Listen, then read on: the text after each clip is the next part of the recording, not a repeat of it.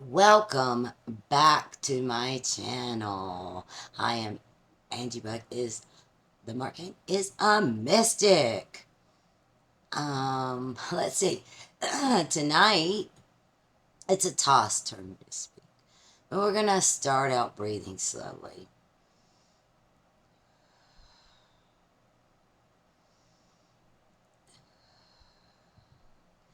I have to remember to breathe slowly myself because my condition has me taking shallower breaths, and human beings usually take fairly shallow breaths anyway. They get in a hurry, and even their automatic response systems become faster.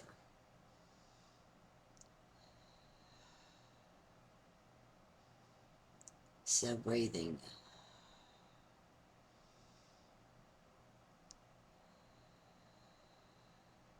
slowly and fully is very important for a human being. Slow down. Make sure you're inhaling and exhaling the way you need to inhale and exhale. So I'm going to step aside and let Atah begin this room reading. The energies are great tonight. I didn't know if I was going to do this because I have to work in the morning, but it doesn't matter. This is what I'm called to do right now, and this is what I'll do. All right, let me step aside and let Atah take my place. Hello, hello. Well, we pre-drew one room, and it is a good one. Wounjo, joy, and light. Although the lighting here seems to be suffering. Joy and light. Can't seem to get it in focus. There you go. It's a beautiful little room. They really are creative, these rooms. So, joy and light. Well, what does that mean to you? We know that they are one and the same. If you are living in unconditional love and light, most of the emotions that you feel prevalently is joy. You're happy doing the task, whatever task you're doing, for its sake, because it's a divine hell. Yes. It's a rejuvenation, restoration. And what we want you to restore is your happiness. I'm not sure how it happened, but human beings have gotten on this plane of existence where they think suffering is what proves their worth. And it doesn't. It doesn't. You will undergo things because that is the original meaning of suffering. But that is not what you're here to do. So undergo those things and love and joy that you must undergo because that is, say, there's say you have a weather problem, there's a flood, and it may not be fun, but you're tasked with having to put everything in boxes, everything that you need, and like preparing your windows and everything you need to prepare for that flood. Same with a hurricane. And then you have to evacuate, right? That's an undergoing that you have to do. And it's not something that you can control or bring on yourself. That is just the weather patterns of this earth. And since we live in places where, as human beings, we live in places where there are weather problems, like in southeast, tornadoes, you've got hurricanes, you've got other places where volcanoes erupt, and human beings have traversed basically the whole of the earth and inhabit all of the land. So they have to prepare themselves to do battle with those things, right? But it's because they have traversed the whole land, and so they can't really escape. You want beachfront property, you might have a hurricane. That is just the way the earth works. But you don't have to, as an individual, make that break you. You can still understand that you're in your divine place, at your divine time. Look for opportunities where you can fix anything that might have been broken, or all it might have been is a setback in your finances a little bit, because all you had to do was go to a hotel, but it didn't destroy your property. And that is a good thing. But these undergoings are just that. They're undergoings. They're not something that you brought on yourself. They're something that you have to adapt to, and adapt to it with love, joy, and light. Because when we chose to come down here and do the 3D thing, and there's weather patterns on the earth that we must adapt to when they come our way. It's something we chose to do as angels, is adapt to those weather patterns. But look for opportunities, because sometimes an event like this will throw you into a position or a place to meet someone you have never met before, who will have an opportunity for you. So look at it as an opportunity to experience new places and new people, even, so that you may expand your network of individuals that you work with and co-create with. So let's move on to another room. Let's see what the next thing is.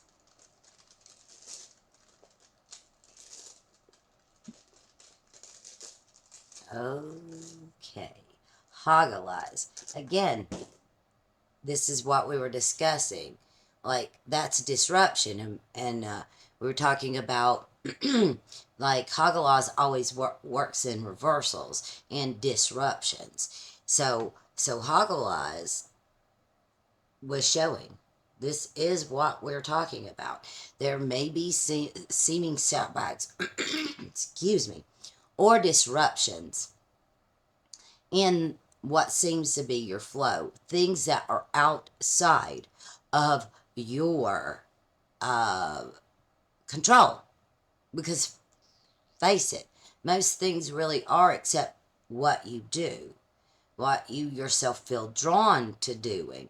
And the rest of the stuff is really out of your control. You can't control weather patterns. You can't foresee all things that might be coming down the pike, and we don't ask you to do so. What we ask you to do is be joyful about having to adapt. Realize that even though it may work in reversals and disruption, there are always rerouting opportunities available, and you can come across something that you might not have come across because of something that seems to be tragic, or seems to be a suffering, or undergoing. Just remember to do so with joy, light in your heart, and loving your angels and your angel and your divine self, your own particular divine self, and allow that being to be happy in what it's chosen. And while you're being happy in what it's chosen, you will find the solutions to anything that seems at the moment problematic, and maybe even new adventures on the horizon. So let's get at least a third room. I don't know, we may have more than 3 today. Usually we do about 3, but we'll see what is being called upon by the energy.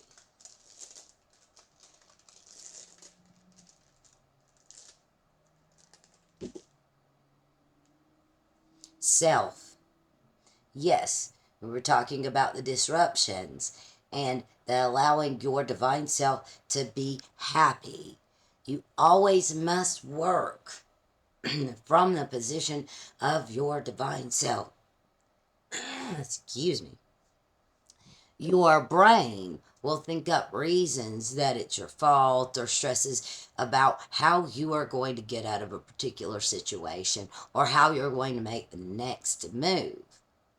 Stress. Allow the divine to move through you. All you have to do is have fun.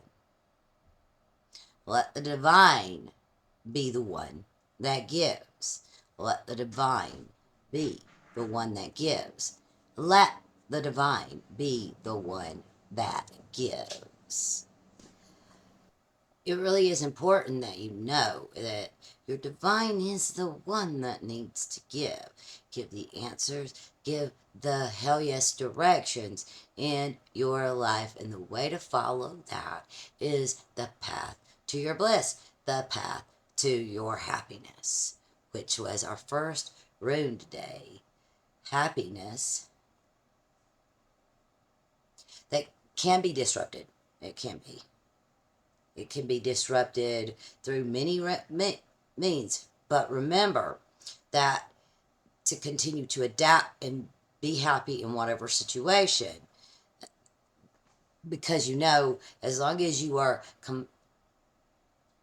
as long as you're in a connection with your divine self, as long as you know yourself and you're doing what yourself in your daily life wants you to do, even those disruptions are planned. They're planned. You're not going into the no. So disruptions of what you think or how you think it's going to happen can abound. Can abound. But you're not going into the known. You're going into the unknown. And the only way to do that is through self. Through self. So you'll have to remember, stay connected with yourself no matter what is occurring in your outside world. Let your divine be the one that gives. It wants to be the one that gives, because that divine light of unconditional love is the driving force of all things. Of all things. Now, I think I'll get closer so I can grab these. And I think I will get a couple of her cards today to vary it up just a little bit.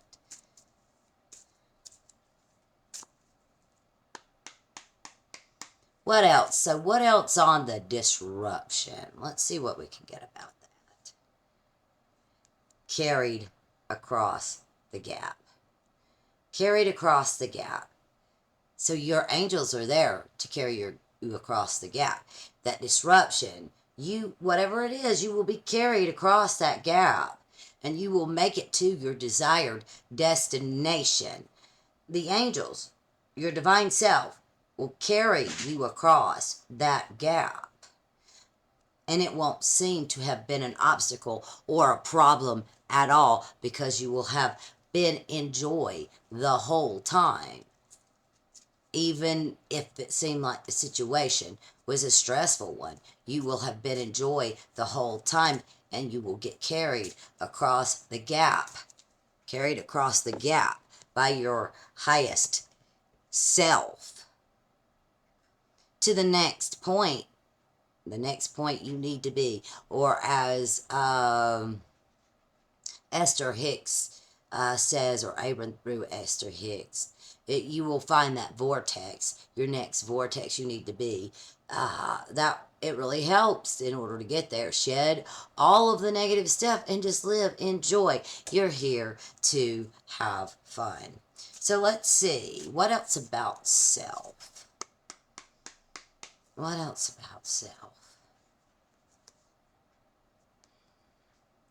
Yourself is telling you, your angel's telling you, the future open wide. The future is open wide. There are, you don't even know, I mean, the amount of possibilities and opportunities out there for you until you actually get in communication and in unison, co-creating with your divine self. Your future, it's open wide. So, what else about joy? What else about joy?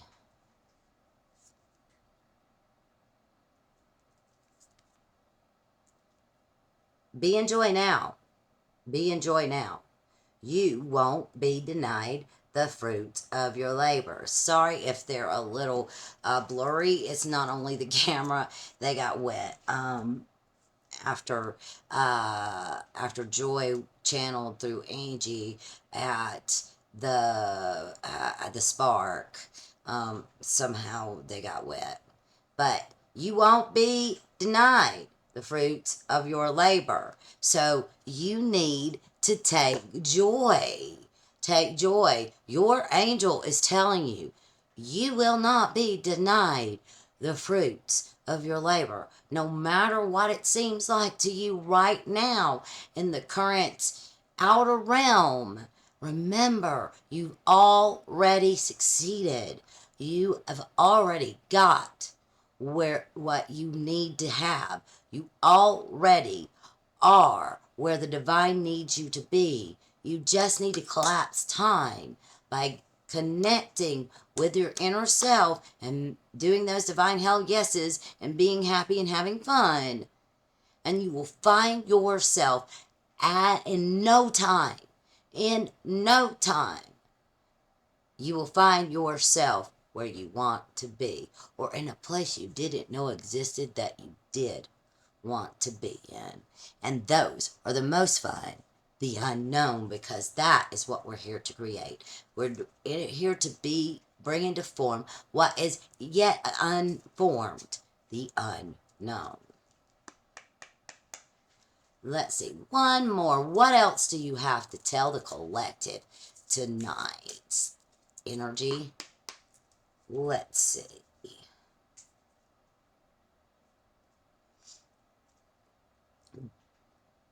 This is what we were talking about, that disruption from your divine self can bring quite a sting.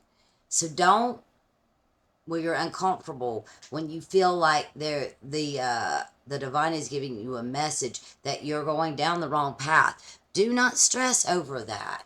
That's just there to tell you that that's not what you really want. And then you sit with yourself for a moment, find out what you do want, and do that thing instead. Because the disruption or the discomfort that you can feel from your divine self, when you're not actually acting in your own divine self-interest, you have to act in your own divine self-interest. If you do act through the unconditional love divine self-interest, then you will be doing things for yourself and others. That is just the way it works, because we are unconditional love incarnate. And we need to remember that. We're here to enjoy, love, play, and have fun, and unconditionally support one another in finding out who that divine inner self is. Well, I think I'll step back, let Angie take over, and we'll see you next time. I'm Atah. Bye bye. Well, yes, yes, I say yes to all of what Atah already brought through. The divine self is just begging to have fun. Just imagine that your divine self is a kid who has been kept from play for however long you've refused to really enjoy your life. And imagine that kid's desire to be let out, to be let out, to be, to exist, to just enjoy being. Children usually do that unless their parents teach them to worry. They just live for each moment. They don't yet have a concept of future. It's just the now. It's just the now. And that in that way you need to be like a little kid. Kids seek to have fun. Kids are living in the now. They don't look towards the future. They're doing whatever their divine inner self is saying they want to do, if their parents will let them. Well, I have had fun, and I will see you next time. This has been another channel message.